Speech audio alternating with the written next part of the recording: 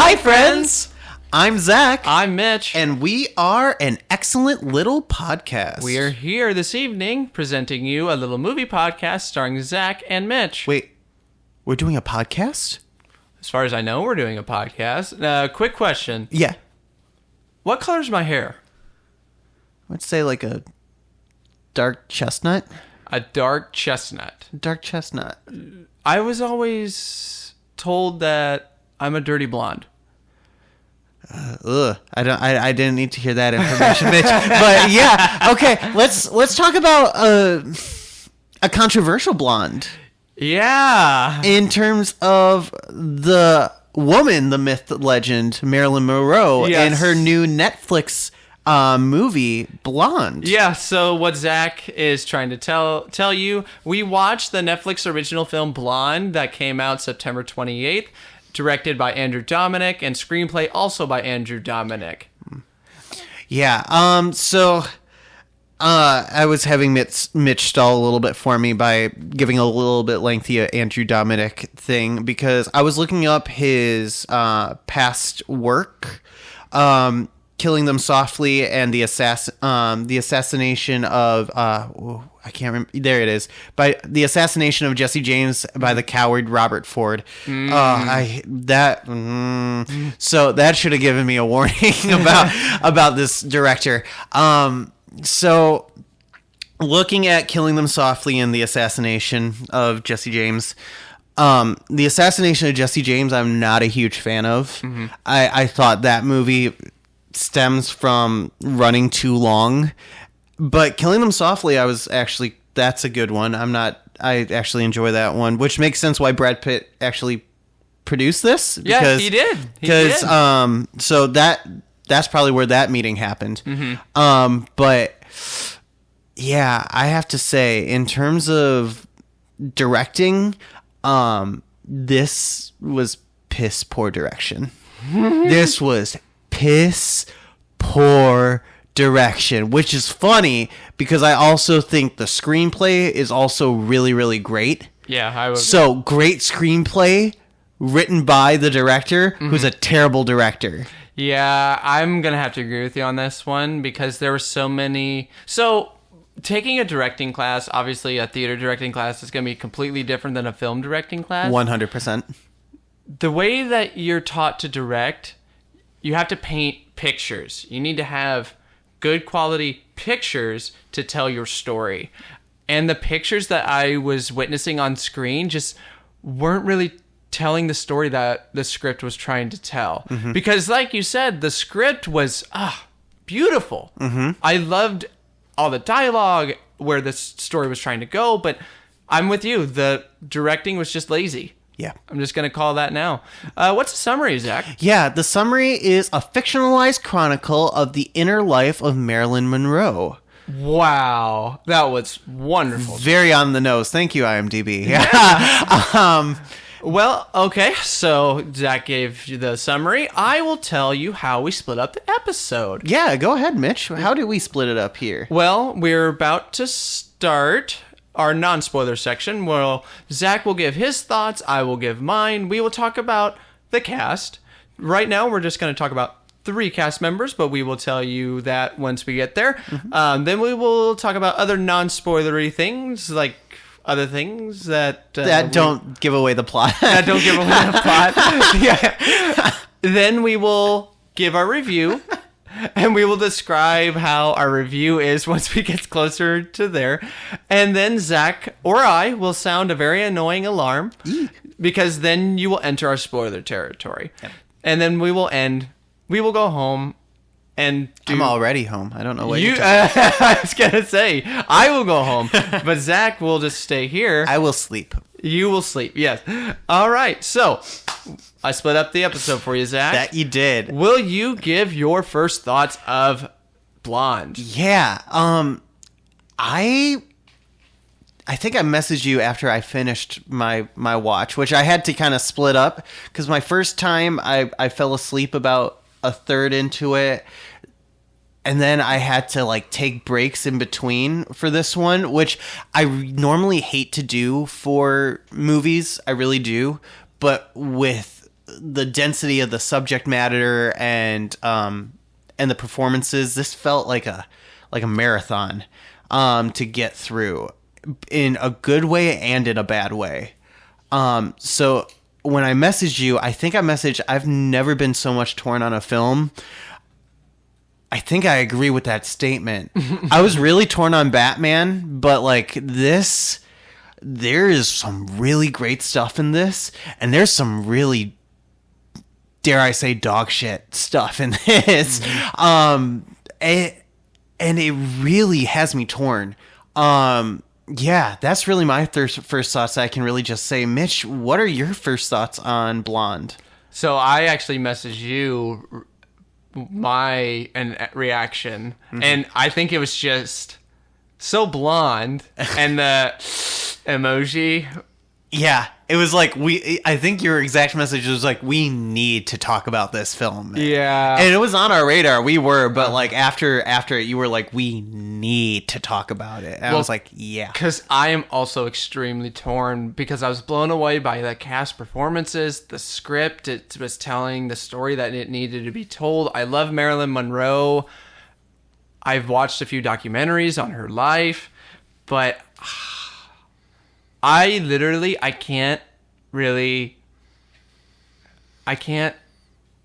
know. Yeah. That's literally how I'm feeling about it right now. I do not know. But so there's our thoughts. that's our thoughts. But you mentioned the cast, so let's go ahead and move on to the cast. And who better to start with than the leading lady herself, Ana de Armas playing Marilyn Monroe / Norma Jean. Oh man! Holy crap!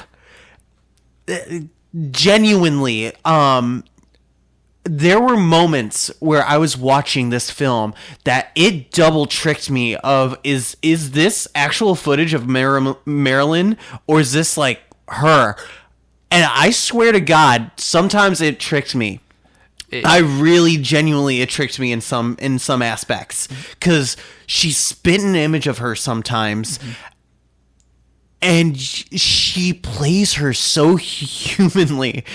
It's so nice and refreshing to see Marilyn and really Norma Jean than the really just sexualized image that we've seen of Marilyn Monroe so much. So it was really refreshing to actually see a human take on her, and Ana de Armas did so well with it. Yes, I'm going to have to agree with you 100%. She was just beautifully cast. I know a lot of people are like, oh, she's going to be bad because of her accent. I never picked up on that accent at all. Not once. Her performance was glorious. At the end of the day, after I watched it, I'm like, is this Oscar worthy? It could be, but I think a lot of people are going to not put her in that category because, number one, it's streaming, and number two, of how controversial this film is going to be. Yeah. But overall, Anna, I mean, bravo. I think I'm going to place it now because I agree. I think streaming is going to hurt her chances because there's just the stigma of streaming for awards, but it's going to be the biggest snub of the season. Really? I agree. I really hope the streaming stench, quote unquote, of it doesn't hurt her chances, because genuinely, personally, this is the best performance I've seen all year. Really? To me, yes. So far, her performance of Marilyn is the best performance, actor or actress best. So it's funny that you say that, and then we'll move to the next cast member. I agree with you 100%. I just didn't think that you would agree with that. Oh no, it is my it is the best that I've seen this year. Man, but I'm glad we get along so well, Zach. But there is a character that you really, really wanted to talk about specifically, which was Bobby Cannavale's character, which is it's listed in the credits as the ex-athlete, but it's Joe DiMaggio. Yeah, so here's the thing about Joe DiMaggio. A lot of people don't know about Joe DiMaggio, but he was a former New York Yankee stud. I mean, 56-game hitting streak, was loved by all, was the Yankee captain back in the 40s and 50s. And he has this very highly publicized marriage with Marilyn Monroe. and boy, oh boy, it gets violent.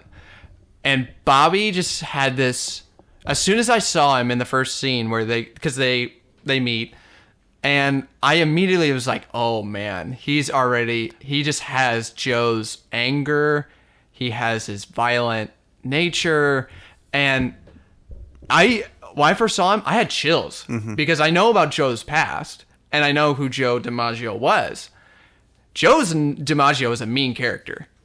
So yeah, bravo, Bobby. Yeah, no, I think you hit it on the head with that. I think Bobby played a really well done, even in his first scene, just this underlying, like, absolute, like, not hatred, but like jealousy. Yes. Like underlying the entire time, just always like, I like you, but like, ooh, you've got something evil underneath the hood, and I cannot wait to see it. And Bobby is a really great actor. He's shown his colors in multiple things, but he really got to showcase his talent and his acting chops in this, and I really loved it. You don't see him a whole lot. No. But, really solid performance. Yeah, I will agree. Another performance, though, that I really want to bring up, that is funny because we were just bashing him in a previous review, but it's Adrian Brody. He plays Arthur Miller in this. Yeah. Broadway caliber Arthur Miller, who's, most famous plays The Crucible, arguably. Yeah. Oh my God. Like, for a while, in our past review that we did for See How They Run, we were talking about how he plays the same character over and over and over and over and over again, and I'm just kind of getting sick of it. It kind of does still kind of happen with this, but I feel like this one he actually tried. Like, there's such a wonderful vulnerability that you see in him in this performance that I really dug into and loved in this. Yeah, I will agree with you. At first, I was kind of disappointed. I was just, it's just Adrian Brody. But from the first scene, I was like, wow.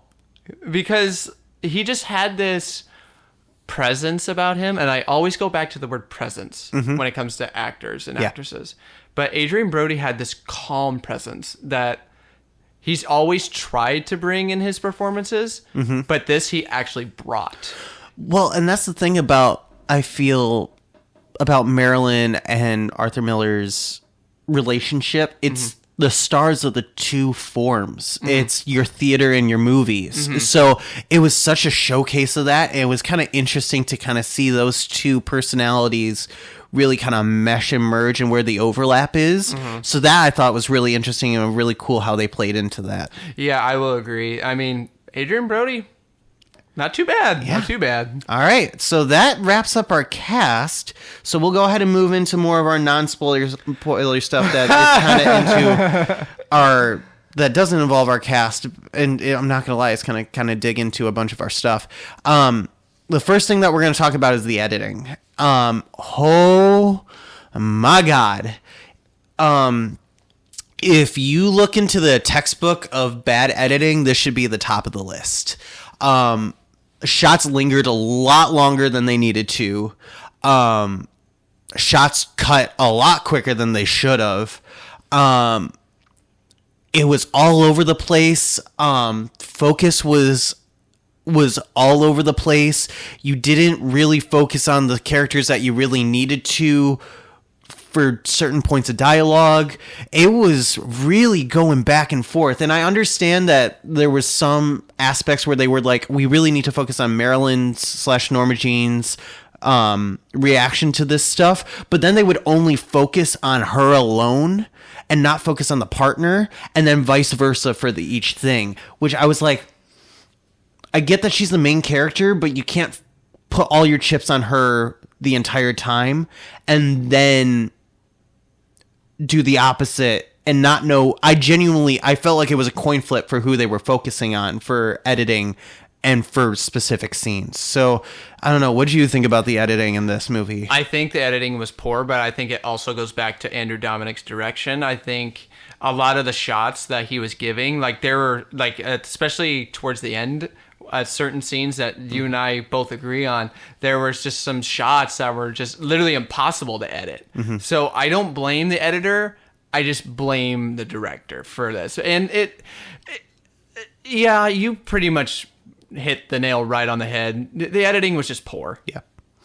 All right. Another thing that we want to move on to is the black and white, switching between black and white and color. And they also switch between aspect ratios in this movie. So I just want to say it out there. At first, I thought, okay, you're switching between black and white and color to switch between the personality of Marilyn versus the personality of Norma Jean, which I was like, okay, maybe that's what they're doing, but then that wasn't it. So then I was like, okay, are you then trying who's in control of the situation? Is it Norma Jean / Marilyn who's in control versus someone else being in control? Is that why you're switching between color and aspect? Nope, that wasn't it. So then I went on and Googled it and went to an interview. And out of the mouth of the devil himself, out of the director's mouth, he said, "Oh yeah, there wasn't a rhyme or reason to why I switched. I wanted it because she acted in black and white and in color movies, so I wanted that to be represented." So I was like, so put a reason behind the switch. Yeah. If you want to do it, then put an artistic reason behind it. So it got really freaking dizzying on the switches and made no sense on the switches. And then the aspect ratio, the only one time that it actually made sense was when they were tripping on drugs. And that was it. And then they kept on switching aspect ratios again, and I Googled it, and it brought me back to the same interview. So I was like, is that your answer? Is just because, well, she acted in different aspect ratios, and she acted in different colors, so we're just going to represent it that way. Then add a rhyme or reason to it. Add an actual artistic reason for it, because either just decide then to shoot all in black and white, or shoot all in color. Yeah, I'm with you. See, I like films that switch between black and white and color, but again, it has to have a reason. And I also noticed that during this whole deal, there was no reason. It's just doing it. And it also, when it did the aspect ratio where it like shortened the camera a little bit and it shortened our view and like narrowed our view of the scene, I'm like, this doesn't make any sense. Why does this even matter? So yeah, I'm with you on that one. It's just, again, piss poor directing choice. Yeah. So one thing that I really want to get your opinion on kind of first about this as well, is going to be one of the controversial aspects of this movie is their use of nudity in this movie. What did you think of the use of nudity in this movie, and did you think do you think it added to the story, or was when nudity was used, was it useful? It was useful at points. But there were some points in the film, I feel like it was just the director just trying to show off Anna, I think, at times. And it kind of was borderline sexist. There were, I agree. I flat out agree, because there were multiple scenes where I was like, why is she undressed in this? Yeah. Why? It's not, and the thing is that I'm not going to, from what I'm aware of, Marilyn wasn't a nudist, but she was comfortable in her skin, somewhat. There were a few times earlier in her modeling career where she did pose nude. Yeah. But there were some bits in the story, I'm just like, this doesn't benefit the story at all. Yeah, there were some times where she was literally nude to be nude. There were some times where it was benefiting the story, where I felt like it's trying to show her vulnerability in the scene, which I was like, okay, I get that decision, but those few times was it. And then there would be just some random scene where she just has her top off, and I was like, why? Yeah. Why? So I will end it on, there were story-filled times where the nudity was necessary. And it made sense. But I'm going to say this right now. The majority of it was unnecessary. Yeah. But it was the director's choice, not mine. Mm-hmm. But yeah, what's the next topic, Mitch? Well, it looks like it's the density of the dark subject matter. Oh, yeah. Mm-hmm. So it's a little high on my vocabulary list. It's just it's the amount of dark subject matter that's in this movie. Yeah. And they go into it. We're talking about so we won't go into it, but I'm sure you've kind of figured out. Marilyn's life is full of drugs, rape, abortion, miscarriage, Abuse, and mental illness. And they dig into all of it. So, and I mean all of it. Yeah, the movie, I will say this movie is not for the faint of heart. I'm going to say this right now. Mm-hmm. You need to watch it. I'm going to say this right now. Don't watch it by yourself. Yeah, sure. Okay. Especially if you're, if you have had anything like that happen to you, mm-hmm. you need to watch it with somebody because it can be very triggering. It is. And it hits a lot of topics, and it goes really into a really complex person in a time where she was really the first big superstardom in media. Yeah, I will agree. So it's diving into the unfortunate things about that and how all that kind of culminates into what ultimately happened. Mm-hmm. It's hard with Marilyn. It really is, and it really humanizes her, which is what I was really hoping to get from this film. Mm-hmm. But it's dense. There's a lot, and it goes through the shit. It really does. Yeah, the movie really shows just how tragic of a person Marilyn Monroe was, and it all because of the outside, all of the outside circumstances that she had to deal with, and.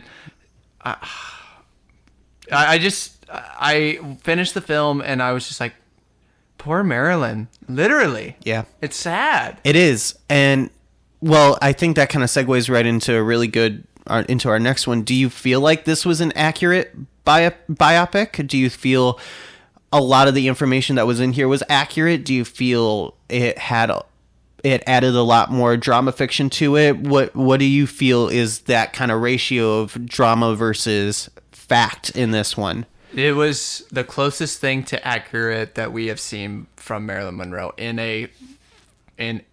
any multimedia. Okay. Because there's been the My Week with Marilyn film with like Kenneth Branagh and Michelle Williams, which Michelle Williams played Marilyn very, very well.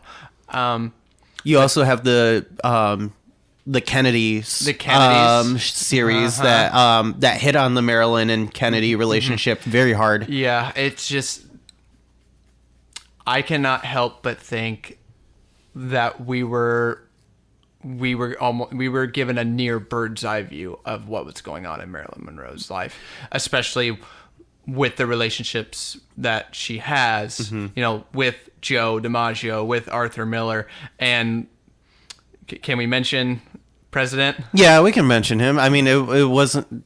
I mean, it's very obvious that Marilyn and President Kennedy had an affair. Yeah, and again, I just have to say this biopic was pretty darn close to accurate. They didn't leave a stone unturned. I feel like they went through things not as quickly as possible, mm-hmm. but they tried to hit a lot. So I give them credit where credit's due, mm-hmm. and I feel like that kind of lent itself to the runtime being as long as it was because they were trying to hit as much as they could. Yeah, which I feel streaming is a good way to do through that. Yeah, putting this large and dense of a film into theaters would have been a huge risk. So mm-hmm. I feel putting it on streaming actually helps this film a little bit more for the wider audience. Would I have seen this in the theaters? 100% hands down. But for the wider audience, I feel like streaming made it more palatable. Well, and streaming also, it kind of segues into our last topic of our non-spoiler section. Is this film worth this NC-17 rating? I'm going to say no. No.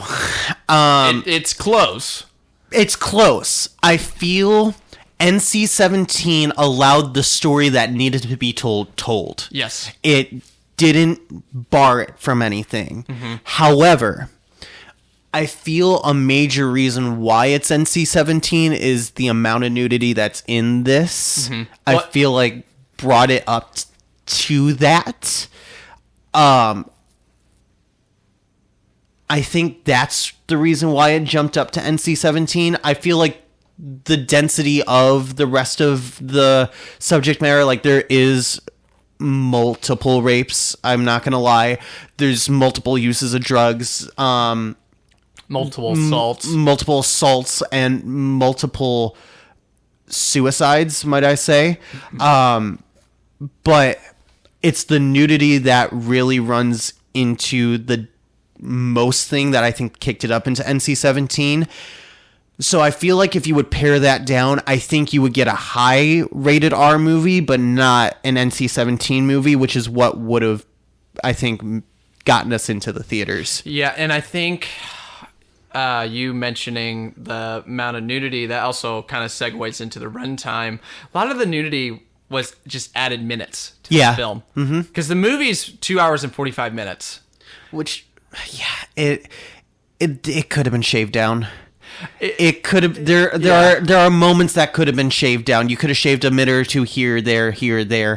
Which, again, I love the script. Don't get me wrong. This feels like a director's uncut, but it needed a little trimming. Well, and it's based off a book called Blonde, and the director, I even mentioned, like, I followed the book to a T. I followed the book, but I think he kind of just had to add his own little twist to the book. Yeah. And that was like, I'm just going to add nudity just because.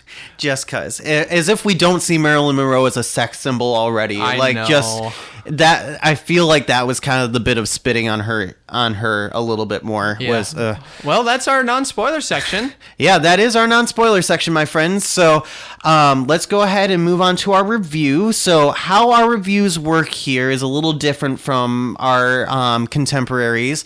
We like to split it primarily into 3 categories. That's Eat It Up, which is we loved it. We definitely recommend you view it. Cook a little more, where we thought it was okay, but it could use a little more seasoning, maybe a change in director, change in actor, change in script, something that would change it a little bit to get it back up to that Eat It Up. And then we have Feed It to the Dog, which we did not enjoy it, but we recommend that you see it to form your own opinion, kind of a category. So, Mitch, out of those 3 categories, or our 2 phantom categories, how do you view this film? So I had no idea how I was going to rate this film till literally we talked it out right now. Yeah. Okay. Right here, right now. I ate this up. Yeah, I did. Okay. Purely All right. on Ana de Armas' portrayal of Marilyn Monroe. Bobby Cannavale as Joe DiMaggio, Adrian Brody as Arthur Miller, and I can't say I didn't like this film because the script is really good. I can't. Obviously, the directing is piss poor. Yeah. The film is controversial. Yep. But the film is an near accurate biopic of Marilyn Monroe that we've been wanting for 60 years after she died. So I ate this up. Zach? 70 now. 7? It is 7. Well, no, she died in 63. She died in 63. 62. So, 62. So 60 would be 2012. So No, 7. no, that would be 50. Yeah. 70s 10, right. 80s 2. Yep. Where'd you get your math skills? Look, I majored in music theater. I didn't major in math. All right. But I ate it but up. you ate it up. All right. For me, I hate to say it, but the director spoiled me a little bit too much. It soured my taste a little bit. So I'm a little bit lower than you. I feel that this movie needs to cook a little more. That being said, it's a high cook a little more. It needs the director change. If the director would have changed and made better decisions, I would have totally ate this movie up. It just, his directing, his editing took me out of the movie too much. This movie has wonderful messaging. This movie script is beautiful. The acting is phenomenal, but the director soured it too much for me. So I felt it soured the dish too much to the point where it needed to cook a little more. You almost said a naughty word, Zach. But yeah, I had a feeling we were going to be torn on this because, like you said, we both were torn on the film. Yeah. So again, I think this film did its job with offering people like you and I a chance to talk about it and a chance to disagree on it. And discourse on it. But that's okay that we disagree on it. Ultimately, again, we kind of have these categories to say, like I see why you enjoy the film, but I put it in those we put it in those categories to kind of show there's really not a finite 1 to 5 on this movie. It really varies. So putting it in these 3 categories, I feel kind of benefits this film, you know? No, I see why there are some difficult choices in this film that you just you find that just weren't to your liking. Yeah. And I almost agree with literally every criticism that you have. Yeah. It's just I enjoyed this film a lot more than what, dare I say, probably should have. But yeah, I ate this up. I can't deny that. If I said I didn't eat this film up, I would just be lying to myself. That's fair. All right, my friends. Well, if you don't want to be spoiled and you don't want to get into our section, well, then that has been it. Thank you, my friends, for joining us. If you have any questions, comments, concerns, suggestions, please email us at elpodcastmz@gmail.com. We'd love to hear from you, and we so much enjoyed that you came and listened to us. So thank you so much, my friends, for our non-spoiler section.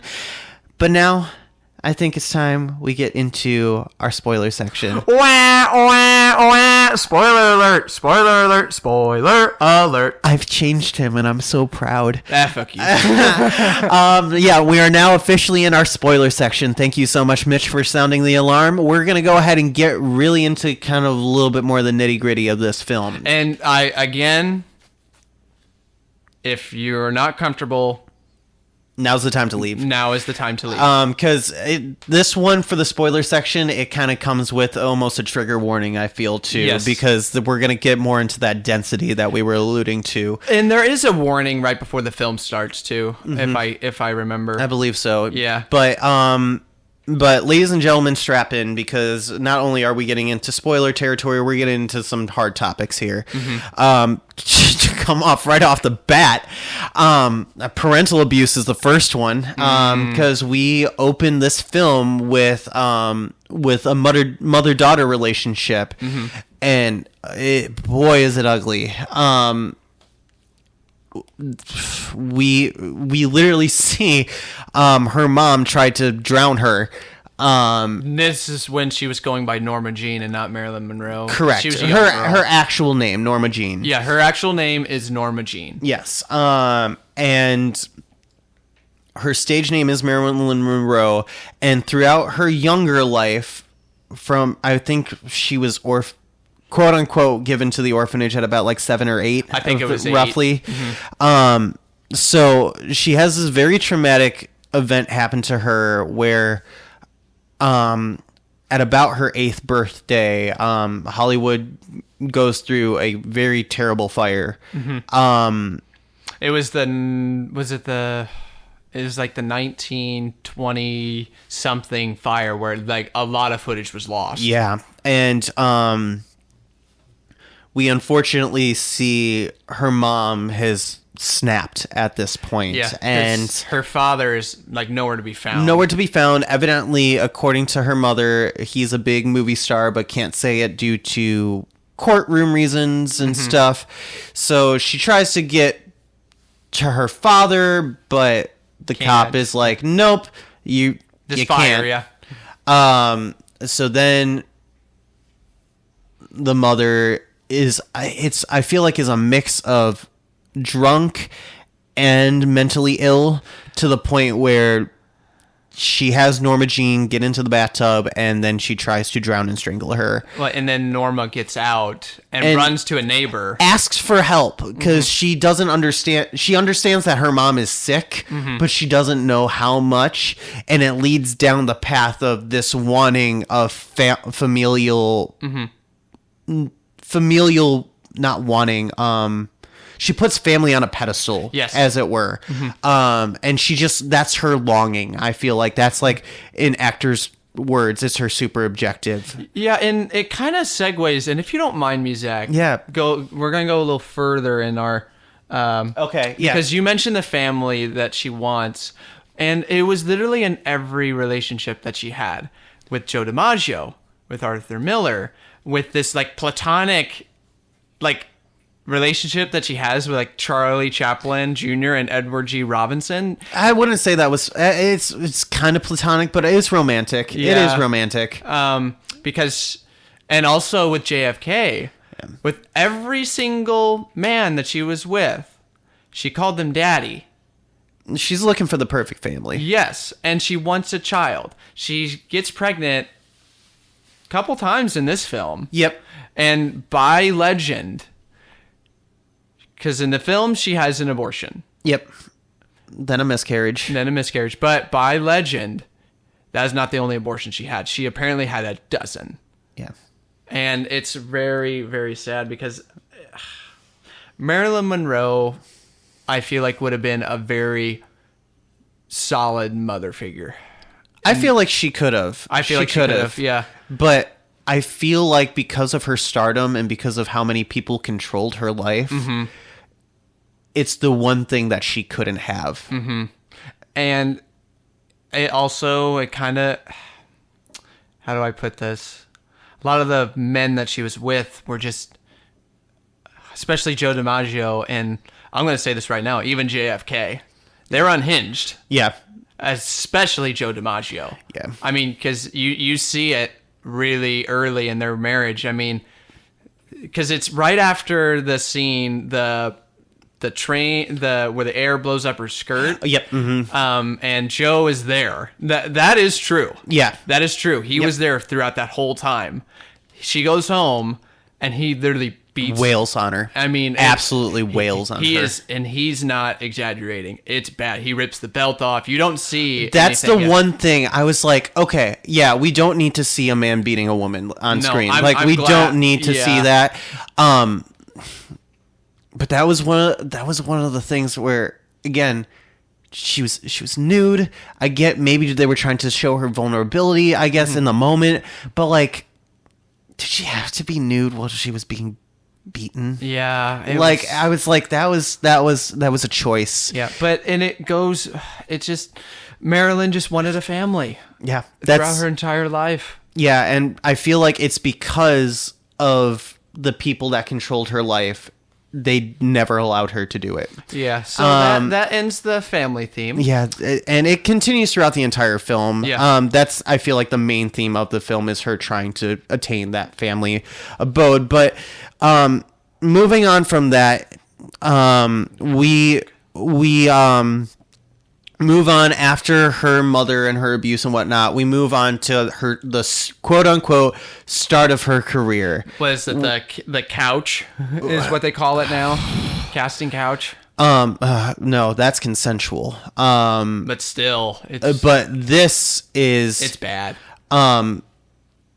It plays into the trope of how a lot of people in Hollywood take advantage of young actors and actresses and flat out rape them for jobs. And this is what happens to Marilyn.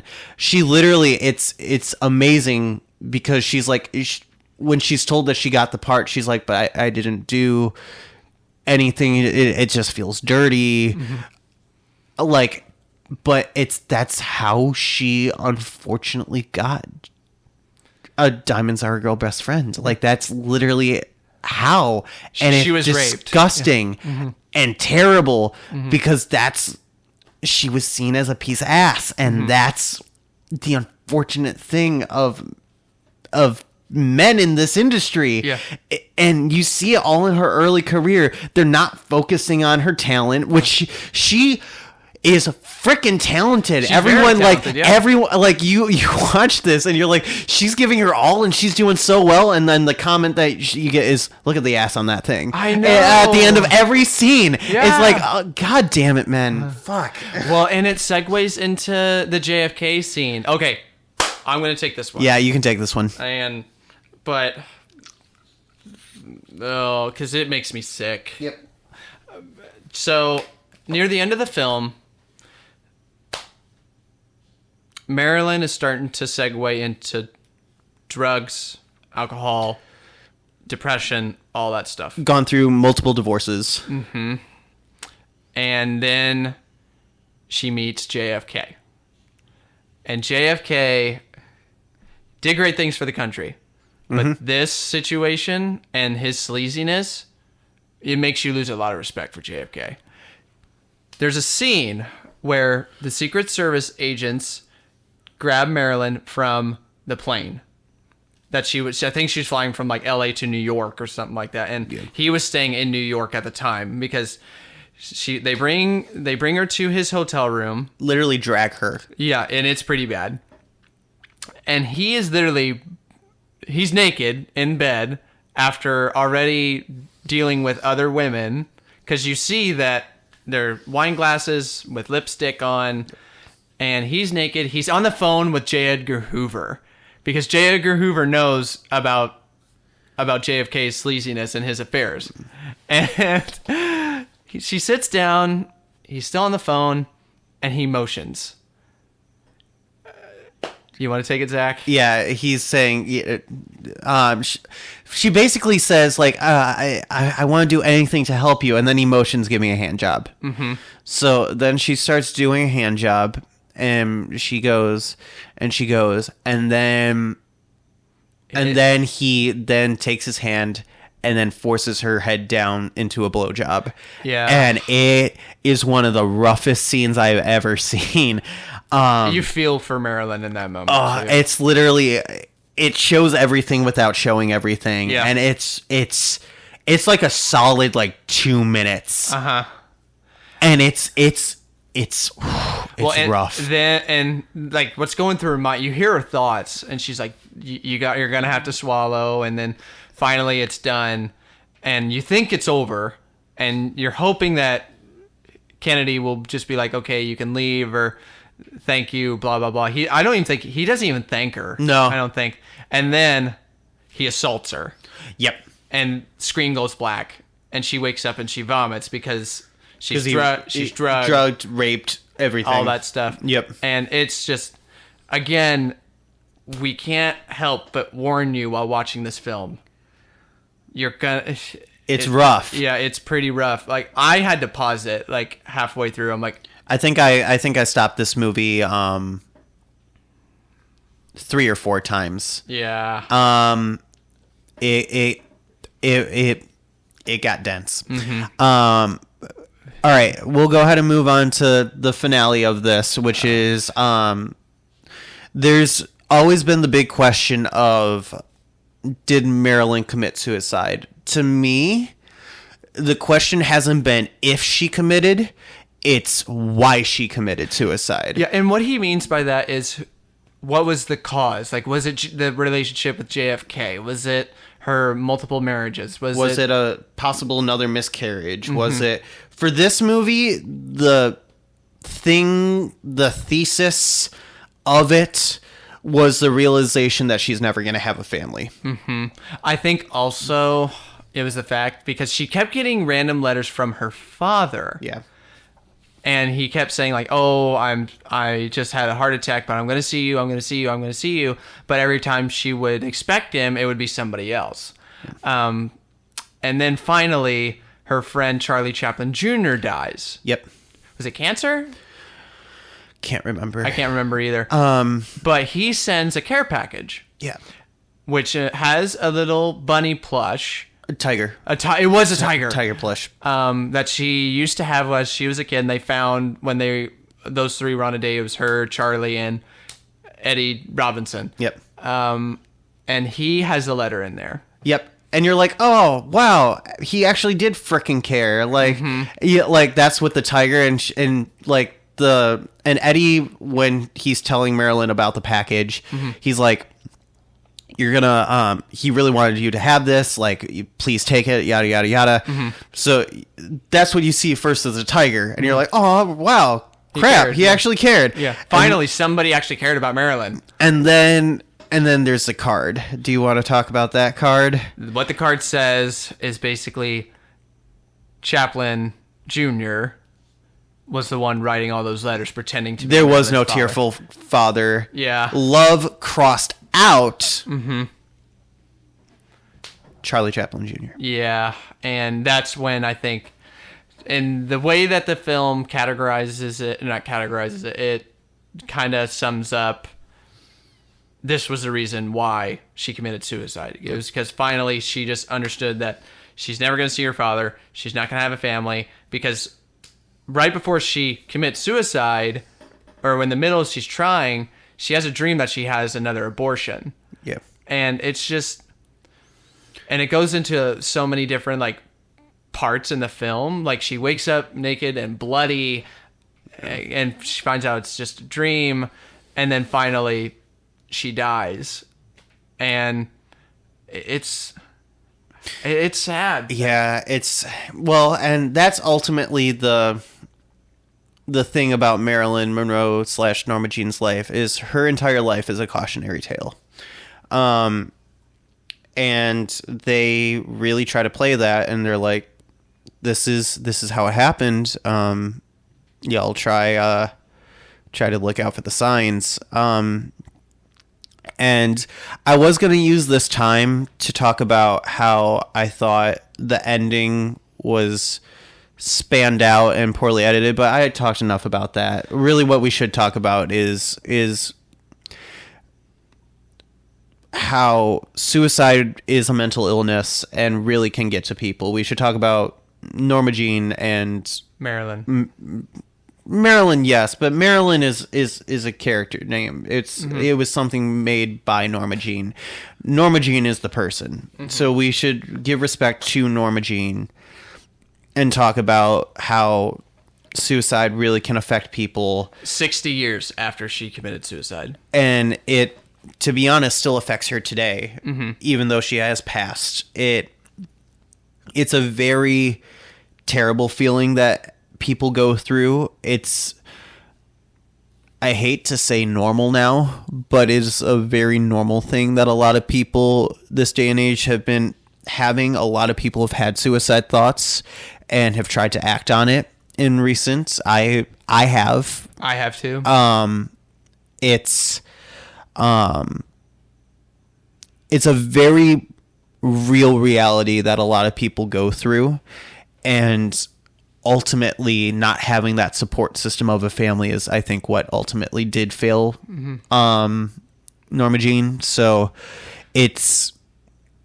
I feel that's the biggest kind of takeaway of this movie is, not having your support system, not achieving the thing that you want most can really hurt a person. So I will say this to end it.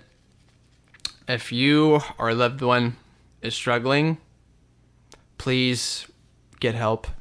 There's multiple ways. There's the Suicide Hotline, which we're going to go ahead and put that in the description for our for this episode. The Suicide Hotline will be in there.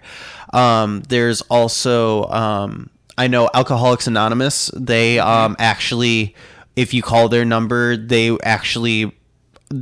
aren't trained for it, but they are another way that you can reach out, and they will listen.